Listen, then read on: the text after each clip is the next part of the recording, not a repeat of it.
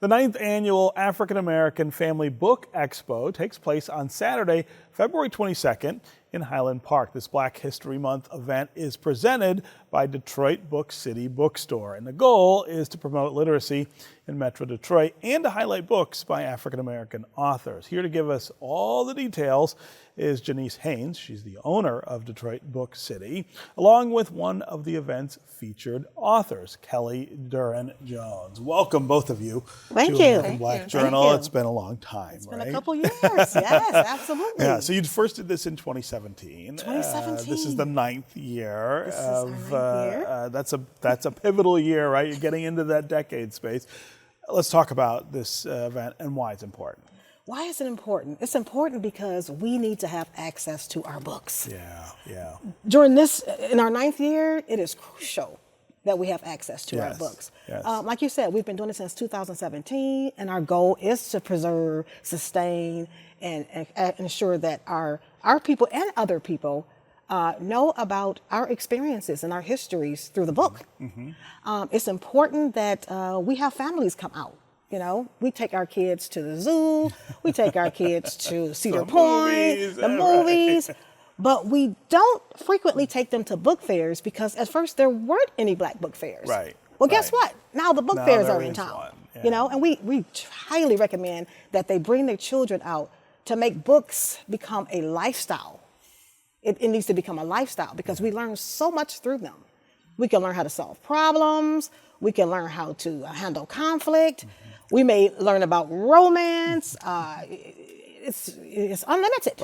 Right. The thing I remember about books as a kid was that it allowed me to experience things that I couldn't experience in real life, right? To imagine all kinds of places and things that weren't right there. Yeah, and then when you say back then, there weren't any books out there back then. Right. With characters that look like us. Well, that's right. Not a lot of them, right? Not very few at all. You know, Jack and Jill when I was a kid, and, you know, Sounder. Right. But there weren't any books with positive images of children as protagonists and as leaders. You know, we didn't have the books that had that taught our kids self-esteem. Right. You know, we didn't have we had history books, but they all depicted negative images of African Americans and Black people back then.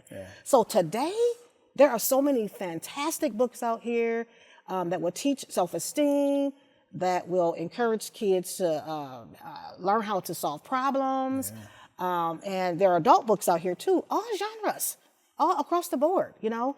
So as a bookstore, you know, we do a lot of other things too, but we make sure that we have this book fair 3 to 4 times a year because we want our people and other cultures to have access to our books, to our stories, through our lenses. So that's why we do this book fair. And it's free, open to the public. Authors, they sign up. We host between 30 to 60 authors. At this particular event, we have 34 authors, and 15 of them are children books authors. There you go. Right. So bring the kids out, get them excited, you know, get the joy going about reading. Into reading. Life is, you know, books are life on paper. You know, and that's our history. Yeah. Speaking of authors, we have one of them here with us, Kelley-Duren Jones.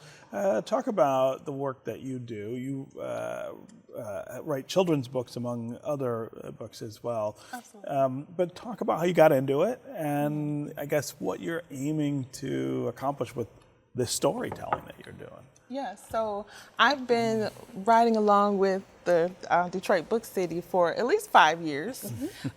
And what I've experienced, at the beginning I was the author of one book. Since then I have an array of books that tell my story. I started off with adult books, workbooks, journals, things that help you create healthy habits and healing goals and healing journeys. And since then, I've written my story. So I am a person, along with being a speaker, author, and coach, I am a person that stutters. And many people don't know it, even people that have known me for a long time. So being around other authors who look like me, telling their stories, encouraged me to, and gave me the strength to write my own story.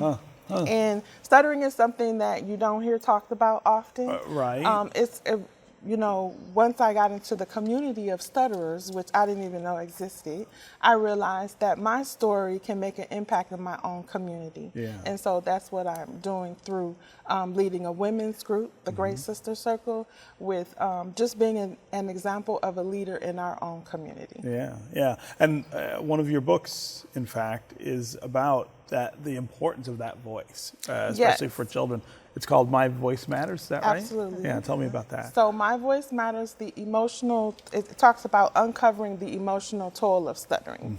And it gives the story from when since I can remember, all the way up until now. Because one thing I've learned, and the reason why I also added the children's aspect, if we can start those healthy habits as children, learning self-confidence, learning healing processes, creating healthy habits, then we could avoid a lot of the pitfalls that we may endure. Yeah. But this stuttering story that you don't hear children talk about, because it's such a point of embarrassment and pain. Yeah. So I talk about those dark areas that nobody's talking about. Yeah, yeah.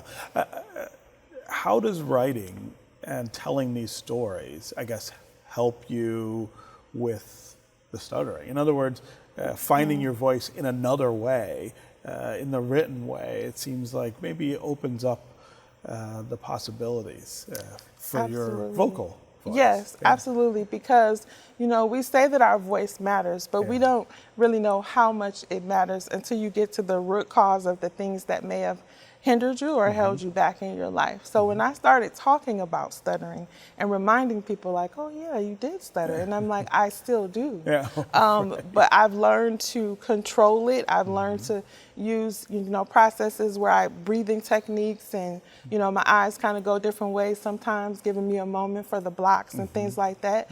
So it's helped me with looking at the true picture of what I am. So when I first started writing, I was writing about the surface.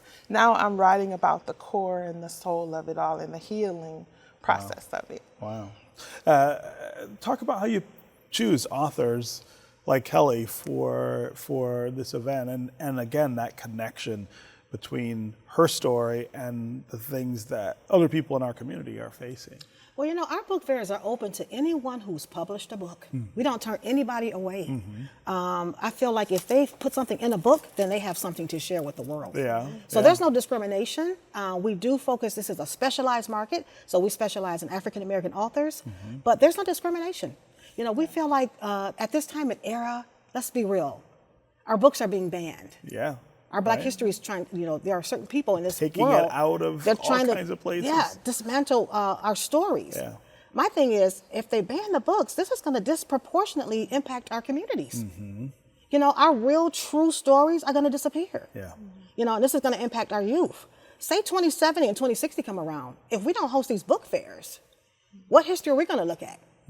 That's another reason. Families, parents, grandparents, great-grandparents, bring your kids to these book fairs, build up your home libraries, because our books cannot be banned. Yeah. If they are banned, another thing that's going to impact us is we're going to, oh gosh, my thoughts. I get so passionate about this, Stephen. Okay. But it will perpetuate ignorance. Yeah, right. That's right. And create fear among the Black community. Yeah. We have to read our stories. Yeah.